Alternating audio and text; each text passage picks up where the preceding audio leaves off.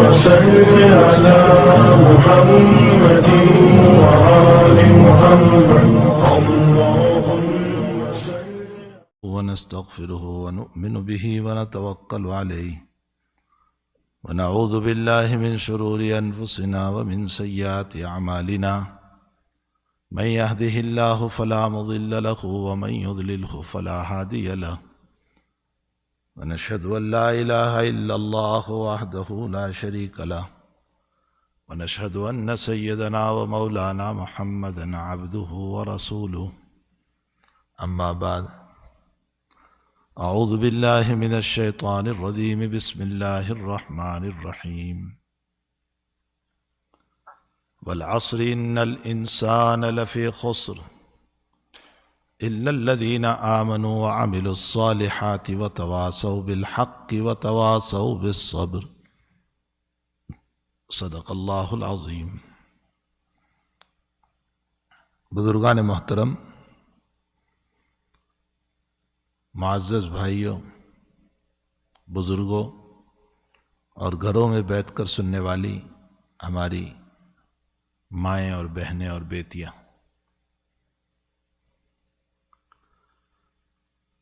اس سورت کا نام سورہ عصر ہے.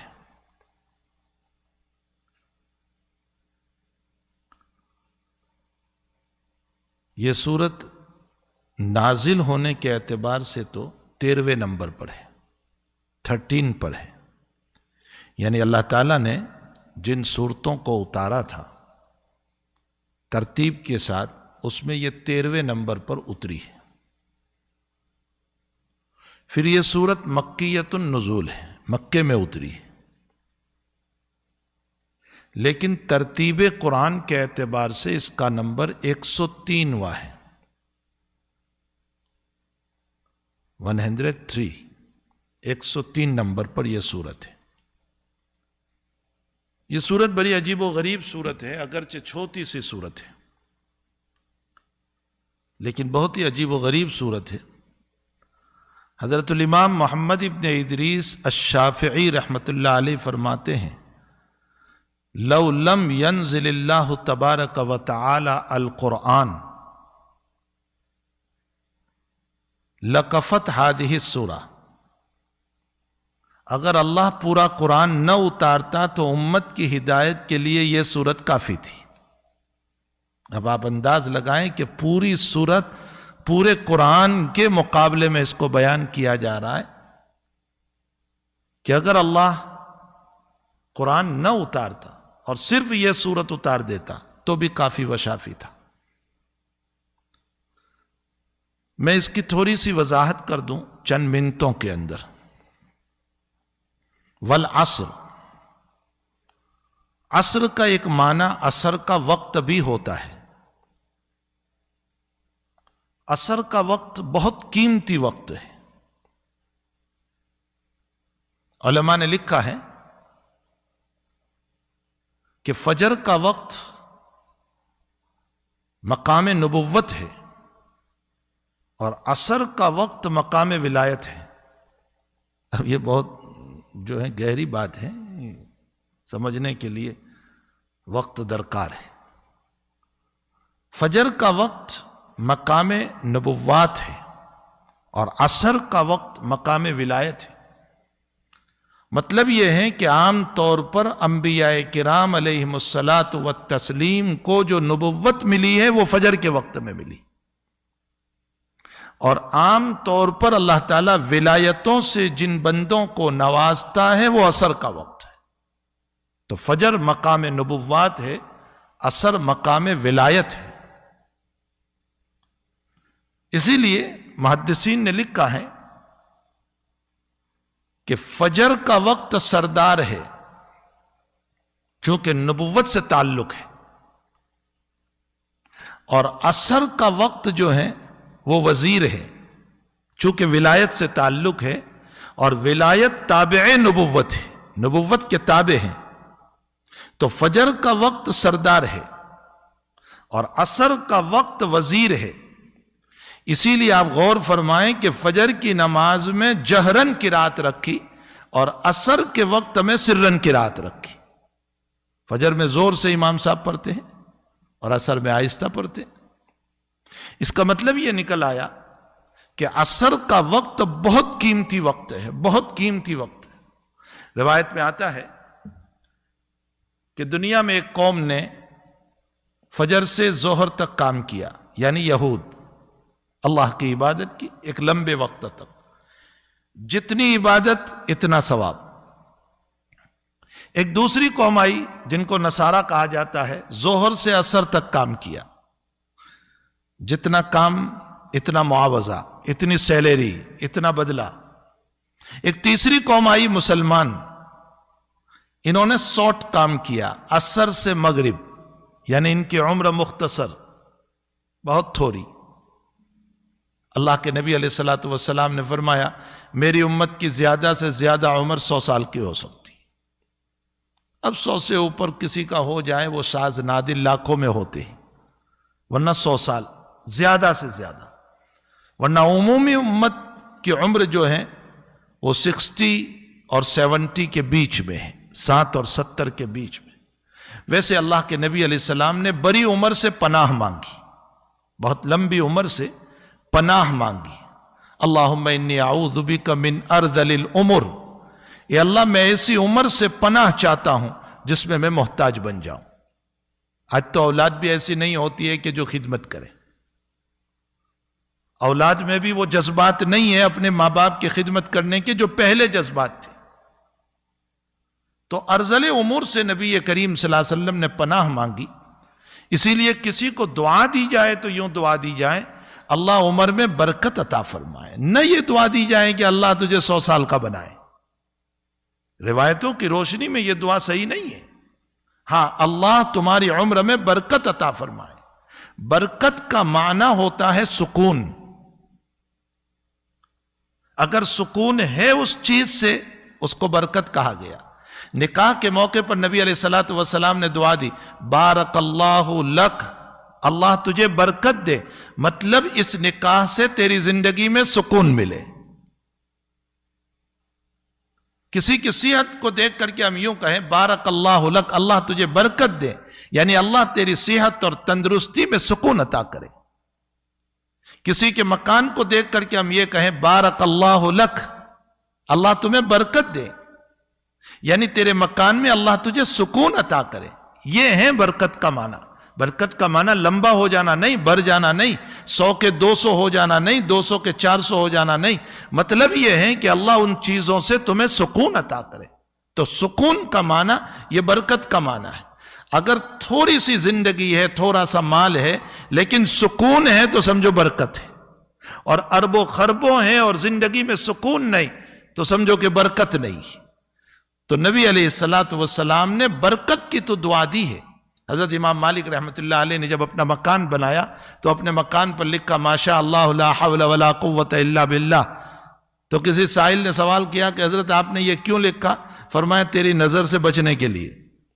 اسی کو کہا، یعنی تیری نظر لگ جائے گی، اس لیے میں نے تیری نظر سے بچنے کے لیے ماشاء اللہ لا حول ولا قوت الا باللہ۔ قرآن کریم میں سورہ کہف سے یہ بات ثابت ہوتی ہے کہ جب تم کسی کی نعمت کو دیکھو تو ماشاء اللہ کہو۔ ماشاء اللہ کہنے کی وجہ سے کسی کی نعمت پر نظر نہیں لگے گی، اور نظر اپنی جگہ حق ہے۔ اپنوں کی بھی نظر لگتی ہے، پرایوں کی بھی نظر لگتی ہے۔ اور علماء نے اور صوفیاء نے مسئلہ لکھا ہے کہ جب نظر میں یہ تاثیر ہے کہ اس نظر کی وجہ سے جب غلط نظر سے ہم دیکھتے ہیں مکان گر سکتا ہے، انسان بیمار ہو سکتا ہے، گھر میں ٹوٹ پھوٹ ہو سکتی ہے، تو پھر اللہ والوں کی اچھی نظر لگنے کی وجہ سے سامنے والا اللہ کا ولی بھی بن سکتا ہے۔ جیسے بری نظر کی تاثیر ہے اسی طرح اچھی نظر کی بھی تاثیر ہے۔ اس لیے فرمایا کہ اہل اللہ کی صحبت میں بیٹھو، ان کی اچھی نظر لگنے کی وجہ سے اللہ تعالیٰ انسان کو کہاں سے کہاں پہنچا دیتا ہے۔ صحابہ حضور کی خدمت میں بیٹھے تو ان کا مقام کیا ہو گیا، اور تابعین صحابہ کی خدمت میں بیٹھے تو ان کا مقام کتنا ہو گیا۔ الی یومنا ھذا اسی طرح کا سلسلہ چلا آیا۔ تو ایک تو عصر کا وقت، فرمایا ایک قوم آئی یعنی مسلمان جنہوں نے عصر سے مغرب شارٹ کام کیا، مختصر زندگی، لیکن اللہ نے ڈبل ثواب عطا کیا۔ کیوں؟ ذالک فضل اللہ یؤتیہ من یشاء، یہ میرا فضل ہے، اللہ کہتا ہے میں ڈبل جو دے رہا ہوں یہ میرا فضل ہے۔ اسی لیے حدیث شریف میں آتا ہے کہ نبی علیہ السلام نے فرمایا میری امت جو وضو کر رہی ہے قیامت کے دن میں اپنی امت کو اس کے اعضاء کے چمکنے سے پہچان لوں گا، غرم محجلون، حدیث شریف میں کہ اس کے اعضاء چمکدار ہوں گے اور ان چمکدار اعضاء سے میں پہچان لوں گا کہ یہ میری امت ہے۔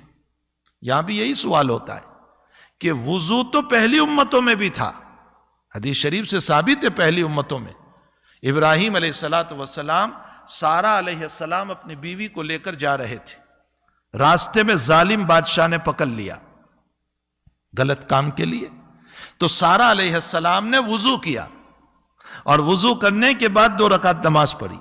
حدیث شریف میں وضو ثابت ہے کہ آپ نے وضو فرمایا اور دعا کی 2 رکعت پڑھ کے، تو نتیجہ یہ ہوا کہ اس بادشاہ کو راشا طاری ہو گیا، بے ہوش ہو گیا، گر پڑا۔ اگر اخلاص کے ساتھ وضو اور ہماری 2 رکعت ہو، امت نے اس وقت جو ہے صلاۃ الحاجت اور صلاۃ التوبہ کی نماز جیسی عظیم المرتبت سنت کو چھوڑ دیا۔ ہمارا معمول ہی نہیں رہا صلاۃ التوبہ و صلاۃ الحاجت کا کہ ہم 2 رکعت صلاۃ الحاجت کی پڑھیں۔ قرآن کریم میں اللہ تعالیٰ فرماتے ہیں یا ایھا الناس انتم الفقراء الی اللہ واللہ غنی حمید، یہاں فقراء بمعنی محتاج ہے، اے لوگو تم سب کے سب اللہ کے محتاج ہو۔ یہاں فقیر بمعنی وہ فقیر نہیں جس کے پاس کھانا نہیں، جس کے پاس پینا نہیں، جس کے پاس وہ فقیر یہاں مراد نہیں ہے۔ اللہ یہاں یوں کہنا چاہتے ہیں کہ تم کروڑوں کے مالک ہوتے ہوئے بھی میرے محتاج ہو۔ ایک انسان لاکھوں کروڑوں کا مالک ہے لیکن بیماری کینسر کی لگی ہوئی ہے، محتاج ہوا کہ نہیں؟ اللہ کا محتاج ہے۔ شاندار مکان ہے لیکن بید پر نہیں سو سکتا، زمین پہ سونا پڑتا ہے، محتاج ہوا کہ نہیں اللہ تعالیٰ کا؟ اربوں خربوں روپے اس کے پاس موجود ہیں لیکن اپنے بدن پر وہ سوریاسیس یا کوئی بیماری ایسی لگی ہے کہ وہ کپڑے نہیں پہن سکتا، محتاج ہوا کہ نہیں اللہ تعالیٰ کا؟ یا ایھا الناس انتم الفقراء الی اللہ، ساری چیزوں کے ہوتے ہوئے تم میرے محتاج ہو۔ یہ معنی ہے یہاں محتاجگی کا معنی، یہ فقیر کا معنی یہاں نہیں ہے۔ انتم الفقراء واللہ غنی، اللہ بے نیاز ہے، اس کو تمہاری کوئی ضرورت نہیں ہے، ضرورت تو ہمیں ہے۔ وہ میرے سجدوں کا، میری نماز کا، میری رکعت کا، میری تلاوت کا، میرے دین کی خدمت کا قطعاً محتاج نہیں، ہرگز اس کو ضرورت نہیں، بلکہ ضرورت مجھے ہے کہ میرے سجدوں سے میری عزت ہو جائے، میرا مقام ہو جائے، میں اللہ کے قریب ہو جاؤں، میں اللہ کے دربار کا مقرب بن جاؤں۔ تو حقیقت یہ ہے کہ اللہ کے نبی فرماتے ہیں کہ قیامت کے دن میں میری امت کو غرم محجل، پیشانی چمکے گی، ہاتھ چمکیں گے، پاؤں چمکیں گے، اس سے میں پہچان لوں گا۔ تو وضو تو پہلی امتوں میں بھی تھا، سارہ علیہ السلام نے وضو فرمایا۔ روایتوں میں ایک واقعہ آتا ہے بنی اسرائیل کا، جریز ایک اللہ والے گزرے ہیں، ان کی ماں نے ان کو بلایا اور بس وہ فقاہت نہیں تھی، فقاہت، فقیہ ہونا بہت ضروری ہے، سمجھ ہونا بہت ضروری۔ حدیث شریف میں ہے حضور فرماتے وہ فقیہ نہیں تھی، وہ نماز پڑھ رہے تھے، ماں نے آواز دی کہ یا جریز آؤ۔ اب وہ کہنے لگے میں نماز پڑھ رہا ہوں، نماز میں کیسے جاؤں؟ حالانکہ وہ فقیہ ہوتے، وہ سمجھدار ہوتے تو نماز توڑ کر چلے جاتے کہ نماز کی قضا ہو سکتی ہے، ماں کے بلاوے کی قضا نہیں ہو سکتی۔ یہ فقاہت تھی، کچھ سمجھ میں بھی آ رہا ہے، یہ فقاہت تھی۔ اللہ کے نبی فرماتے وہ فقیہ نہیں تھی، فقاہت نہیں تھی ان میں، اس لیے وہ نماز پڑھتے رہے۔ اب ماں کے پاس نہیں گئے، نتیجہ یہ ہوا کہ ماں نے بد دعا دے دی، الزام آ گیا بہت بڑا، زنا کا الزام لگ گیا، ایک بچہ لے کر کے ایک عورت آ گئی، الزام اتنا بڑا ہو گیا، مسئلہ ذلیل ہو گئے، مسئلہ سب کچھ ہو گیا۔ اب انہوں نے وضو کیا اور 2 رکعت نماز پڑھی اور اللہ سے دعا کی کہ اللہ تو مسئلہ کھول دے، میں تو پاک ہوں، آخر یہ مسئلہ ہوا کیوں؟ تو پھر وہ مسئلہ کھلا، اللہ نے جو کچھ کھولا، یہ بھئی تو پاک ہے، یقیناً اس بچے کا باپ تو کوئی اور ہے، یہاں بھی وضو ثابت ہوا. معلوم ہوتا ہے پہلی امتوں میں وضو تھا، لیکن ان کے اعضا قیامت میں نہیں چمکیں گے، وضو کی وجہ سے اسی امت کے اعضا چمکیں گے. اب کوئی کہے کہ جب وضو پہلے بھی تھا تو اللہ نے ان کے اعضا کو چمکدار کیوں نہیں بنایا؟ تو یہی جواب ملے گا، ذالک فضل اللہ یؤتیہ من یشاء، یہ اللہ کا اپنا فضل ہے، اللہ نے اپنے لاڈلے نبی کی امت کو دیا ہے. ہمارے علامہ انور شاہ صاحب کشمیری رحمت اللہ علیہ بخاری کے سبق میں اس پر یوں فرماتے ہیں کہ اس امت کے اعضا اس لیے قیامت میں چمکیں گے کہ اگلی امتوں میں وضو تھا لیکن بہت زیادہ نہیں تھا، بس وہ نماز کے وقت میں وضو تھا. اس امت کا مسئلہ یہ ہے کہ نماز کے وقت میں وضو ہے، قرآن کو پکڑنے کے لیے وضو ہے، قرآن پڑھنے کے لیے، تسبیحات پڑھنے کے لیے، دعا کرنے کے لیے مستحب طریق پر صحیح وضو ہے. مستحب یہ ہے کہ قرآن پڑھو تو وضو ہو، اچھا ہے، ضروری نہیں ہے لیکن اچھا ہے کہ وضو کرو، تسبیحات پڑھو، دعا کرو تو اچھا ہے کہ وضو ہو. فرمایا رات کو سوتے وقت بھی وضو کر کے سونا سنت ہے، نبی اکرم صلی اللہ علیہ وسلم نے فرمایا. تو اس امت میں وضو بہت زیادہ ہے، جگہ جگہ وضو، جگہ جگہ وضو، حتیٰ کہ وضو علی الوضو کی بھی فضیلت بیان کی گئی کہ ایک وضو آپ کا ہے اور پھر اس کے ساتھ دوسرا وضو کے ہوتے ہوئے وضو کر لو. نور علی نور، طبرانی کی روایت ہے، وضو علی الوضو نور، وضو پر وضو کرنا یہ نور ہے. تو اس امت میں چونکہ بہت زیادہ وضو کا مسئلہ دیا گیا ہے، اسی لیے قیامت میں اس امت کے جو ہے وضو کے اعضا چمکدار ہوں گے. پیشانی چمکے گی آفتاب کی طرح، سن کی طرح، ہاتھ اور پاؤں چمکیں گے. ابو ہریرہ فرماتے ہیں رضی اللہ تعالیٰ عنہ کہ قیامت میں اگر تم اپنے اعضا کو زیادہ چمکانا چاہتے ہو تو جتنی مقدار ہے اس سے کچھ زیادہ دھو لیا کرو. کونیوں کے یہاں تک نہیں، اوپر تک دھو لیا کرو، ذرا پاؤں کو بھی ذرا اوپر تک دھو لیا کرو. جتنا زیادہ دھو گے قیامت کے دن تمہارے اعضا اتنے ہی چمکیں گے. تو خیر میں تو یہ کہہ رہا تھا کہ والعصر، قسم ہے زمان عصر کے وقت کی. تو عصر کا وقت جو ہے بہت قیمتی وقت ہے، بہت قیمتی وقت ہے. اسی لیے ہمارے اکابر کا معمول یہ رہا کہ عصر کے بعد عمومی طور پر تسبیحات میں، درود شریف میں، اللہ کے ذکر میں اپنے وقت کو لگاتے تھے. تو یا تو اللہ تعالیٰ عصر کے وقت کی قسم کھا رہا، یا عصر کا معنی زمانہ، زمانے کی قسم. کیا مطلب زمانے کی؟ یعنی جیسے دن پورا ہوا، عصر کا وقت آ گیا، آج دن آفتاب پیلا پڑ گیا، سن پیلا پڑ گیا، اب غروب ہونے والا ہے. اس زمانے کی قسم اے انسان، تو بھی ایک نہ ایک دن قبر میں غروب ہونے والا ہے، تجھے بھی قبر میں جانا ہے. اور تو ایسا بھول بھلیا ہو جائے گا کہ تیری اولاد بھی تجھے یاد نہیں کرے گی. عید پر گئی تو گئی، باقی کوئی آج تو اولاد بھی یاد نہیں کرتی. تو جیسے والعصر زمانہ گزر رہا ہے، اسی طرح تو بھی قبر میں غروب ہوگا. تو اس غروب ہونے سے پہلے، اپنی موت سے پہلے تو کچھ کام کر لے. کیا کام کر لے؟ 4 کام بتائے. اب یہ 4 کام کا میں صرف ترجمہ کر دوں، تشریح پھر کسی موقع پر کروں گا. الا الذین آمنوا ان الانسان لفی خسر، تمام لوگ نقصان میں ہیں. کامیاب کون ہے؟ 4. الا الذین آمنوا، جو ایمان لایا. ایمان بہت بڑی دولت، جو موت کے وقت پتہ چلے گا ہم کو کہ ایمان کتنی بڑی دولت ہے. الا الذین آمنوا وعملوا الصالحات، ایمان کے بعد جس نے اعمال صالحہ کیا. وتواصوا بالحق، تیسرا کام، حق بات پھیلائی لوگوں میں. وتواصوا بالصبر، چوتھا کام، اور لوگوں کو صبر کی تلقین کی کہ صبر کا دامن ہاتھ سے نہ چھوڑو. یہ 4 کام والا کامیاب. اور جس نے ان 4 کاموں کو نہیں کیا وہ نقصان میں ہے. معلوم یہ ہوتا ہے کہ ان 4 کاموں کو زندگی میں کرنا چاہیے. اب اس کی تشریح انشاءاللہ میں کسی اور موقع پر کروں گا. وصلی اللہ علی النبی الکریم برحمتک یا ارحم الراحمین.